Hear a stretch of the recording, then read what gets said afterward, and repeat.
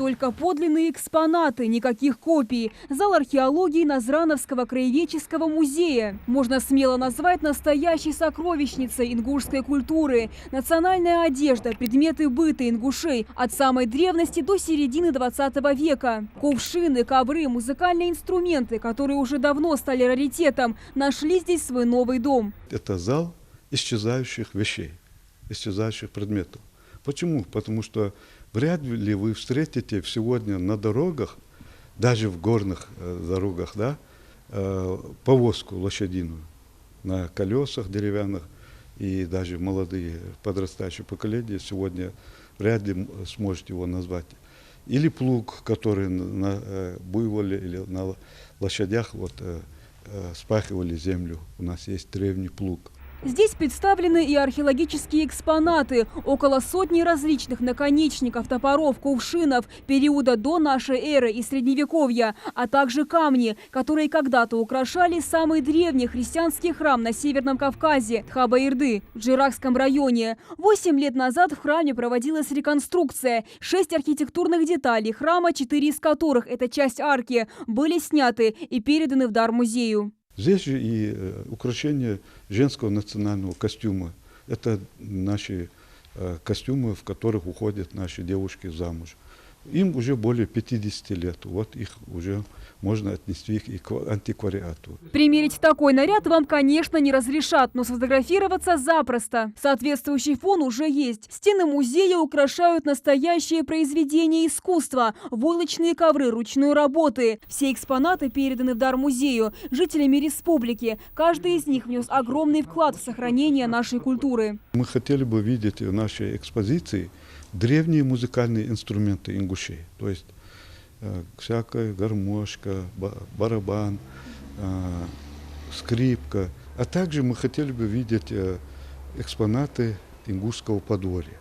То есть мы хотим воссоздать полностью в этом зале, что было в быту во дворе у наших предков.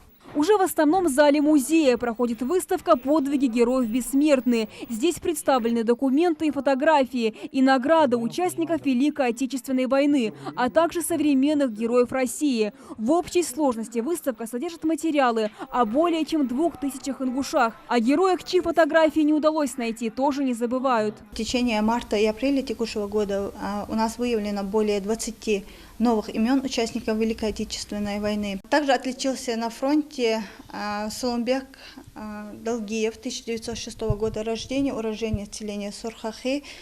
До войны в течение 10 лет он проработал учителем начальных классов селения Алиюрт. В 1941 году добровольцем ушел на фронт. Сулумбек Далгиев воевал в составе украинского флота и получил множество наград за боевые услуги.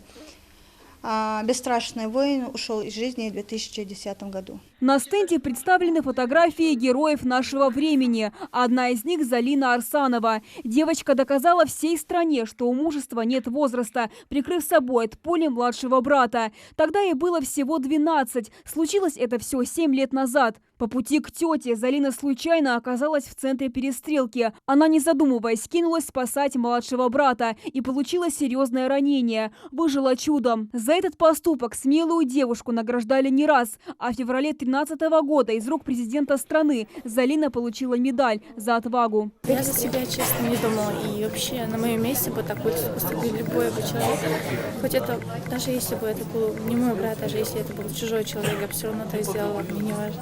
Букинисты тоже найдут много интересного в музее. Здесь представлены первые издания классики ингушской литературы, подписанные авторами лично, а также книги, изданные историками, краеведами и музейными работниками. Книга Идриса Базоркина из СМИ веков передана лично им.